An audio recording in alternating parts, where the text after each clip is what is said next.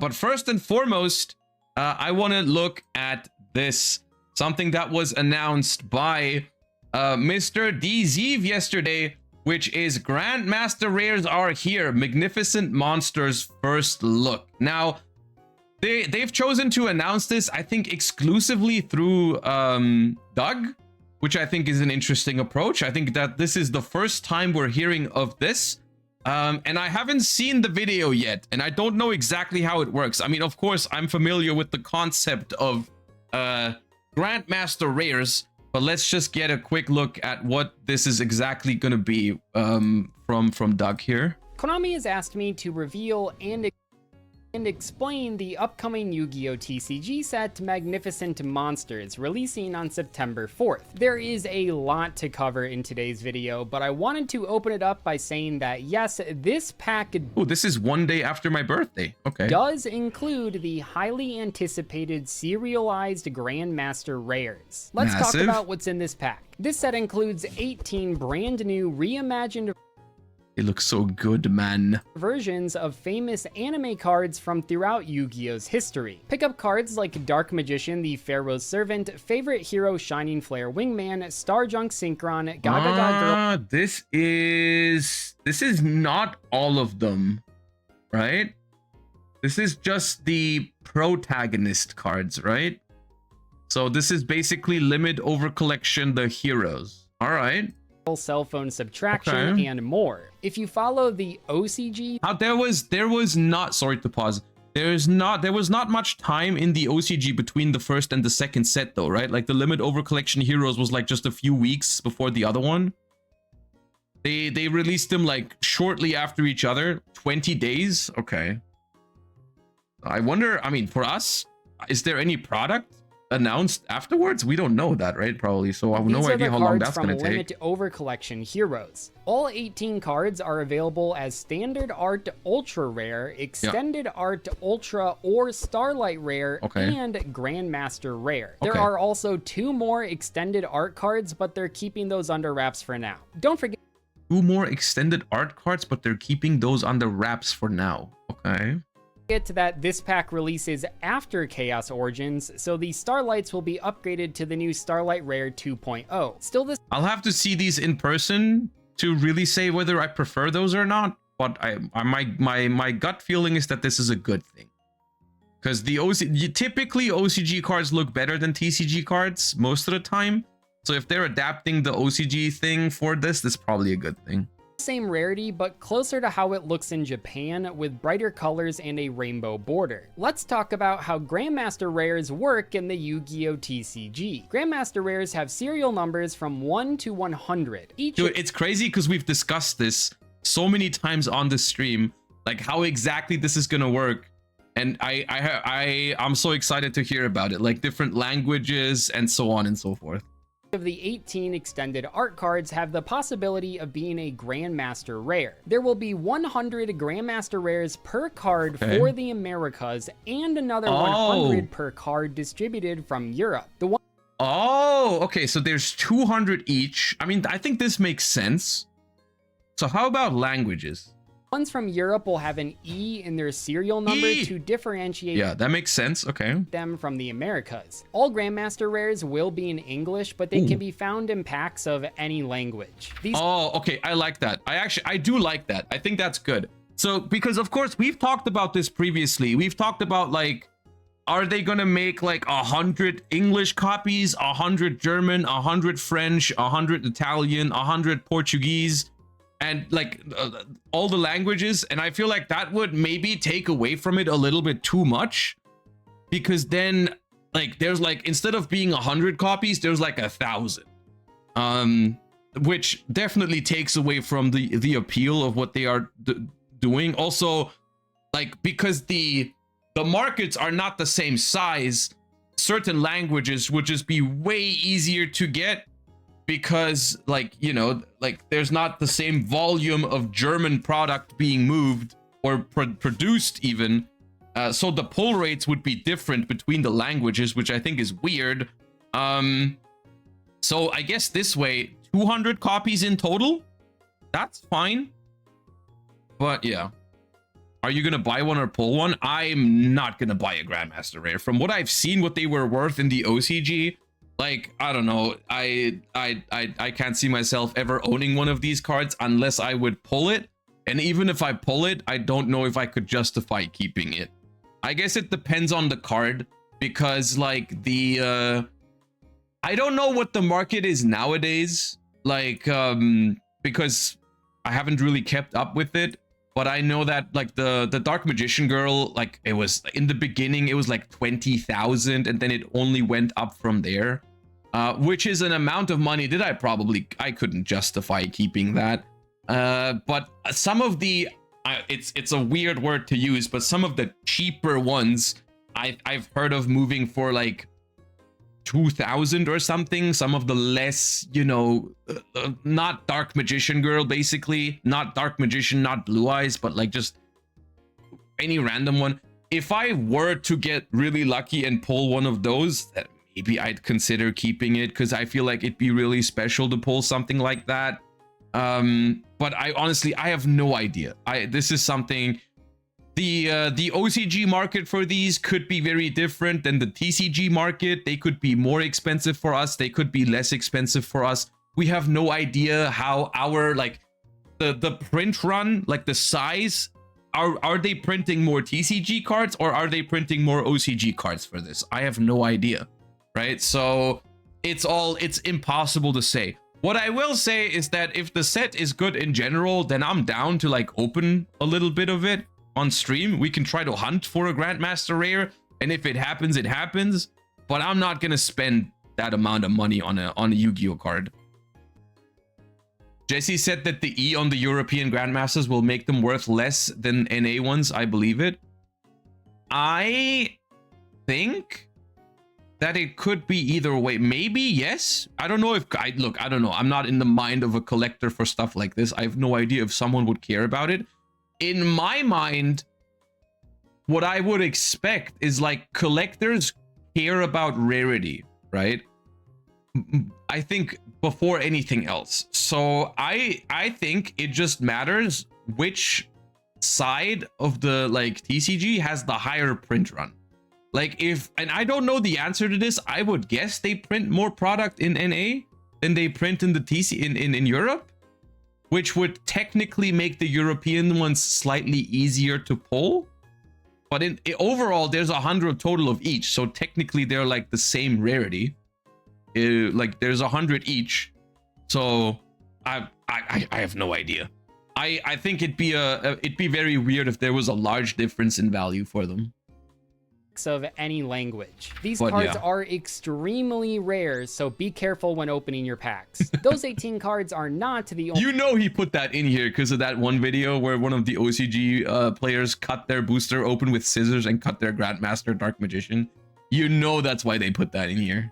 Only new ones in Magnificent Monsters, though. It also includes variant arts for SP Little Knight and IP Masquerena, as well as the new WP Fancy... Okay, this is just the stuff that we've had in Master Duel already, the new alt arts. Those are fine, but okay, more alt arts in the pack as well. Ball, which you might have seen in Master Duel. This is also your chance to pick up chibi versions of popular cards like Sky Striker Mobilize Engage and Divine Arsenal AA Zeus. Yeah, I mean, this all makes sense now because we've seen these announcements over the last couple of months of like, here's the chibis, here's those alt arts, and we were all wondering like, hey, when are we getting any of this in the TCG? And now it all comes in this one set. Okay. Sky Thunder. Each summoning type gets a new boss monster too, such as Nightmare Eyes Restrict, Galaxy Eyes Antimatter Dragon, and Crystron Helki Fibrax Prism. Oh, those are the prismatic summon cards as well. Okay, they're combining a lot of product into this product.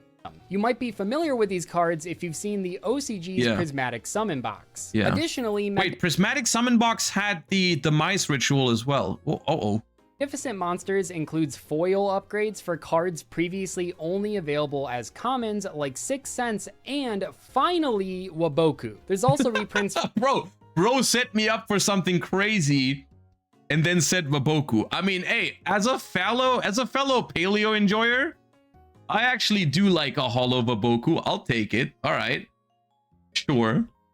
For sought-after competitive cards such as Media... Yeah, you guys stay out of this for now. We're talking Ankh to Ankh. Me and Doug right now, we're having an Ankh to Ankh conversation that you guys are not part of, all right?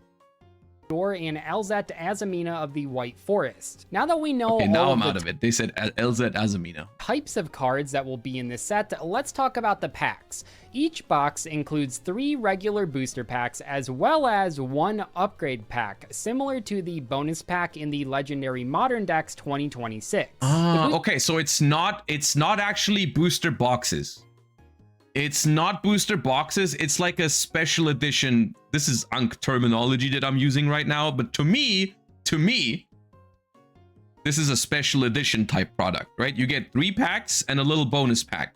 That's a special edition for people who've been around for a long time. I don't know when they made special edition. The last special edition is probably like 15 years ago. But okay, you buy a little, you get a little box. You get 3 packs and you get a little bonus pack. All right.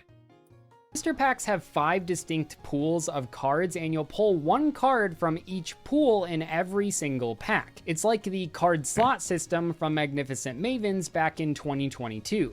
Okay, you know what, Doug? I'm gonna pause you real quick because I'm gonna have to read this, because if I just listen to it once, I'm gonna forget all of it. Okay, so you get 5 cards per pack. And the first card in the pack is from Pool A, which is a pool of 20 different cards, which are the new Overframe / Grandmasters, right? Extended art pool, mostly new versions of famous anime manga cards, usually standard art, but if you pull an extended art card, it will be from this pool. So this is where the 18 Grandmasters go, and then the 2 mysterious, ominous cards that they haven't disclosed yet that he mentioned earlier, right? So this also means that you basically get a guaranteed regular version of the Grandmasters, right? In every pack. Every single pack, you get a guaranteed, like, regular version of those cards, which is very good. Listen to me. This is exactly what I wanted from cards like this, because I don't want these cards to be expensive for people to play. And there are a couple of Overframes that are, and Grandmasters that are playable. Some of these are really strong. So for people to have a guaranteed way to pull the cheap version of it, and this makes sure that it's the cheap version, is really good. That's awesome. That's gonna make these cards available for players at a very cheap price, because when you're playing the game, you don't need the Overframe, you don't need the Grandmaster Rare. Leave those to the collectors, leave those to the whales to open up the product a bunch to make the cards affordable. Who cares? If you're just playing Yu-Gi-Oh, the cards are going to be available in the regular artwork plenty, right? And that's great. That's awesome. Okay. But those, of course, have the chance to be upgraded into a extended art, ultra rare, extended art, or starlight, or I guess if you're really lucky, the Grandmaster. Okay. Pool B is new card variant art pool. 8 brand new cards plus 12 brand new variant art cards, IP Masquerena, SP Little Knight, and 10 Chibi variant cards. Okay, 8 brand new cards includes probably the Halka Fibrax Prism, the Nightmare Restrict, the Galaxy Eyes Antimatter. I don't know what the 5 other ones are. Did he mention those, or did I just miss it? It could have like the Demise in there. Okay, but there's a couple of new cards and a couple of alt arts in Pool B. And then Pool C is foil up pool, ultra rare foil up for 40 cards never released as foil cards. Okay, so they've picked, I like this one actually, 40 cards that have never had a foil printing receiving a foil printing. The examples for this were Sixth Sense and Vaboku, which are kind of whatever in terms of they're kind of whatever in terms of what's it called, like reprint wise, you know, like they're not the craziest thing. Demise is not in that pool. Ah, okay, right. Okay, whatever. 8 new cards and alt arts in this one. I get it. And then 40 upgrades, and then we have Pool D and Pool E, which are reprints only. Okay, so per pack you get one of the new Overframe cards, basic version, but a chance to upgrade into something crazy.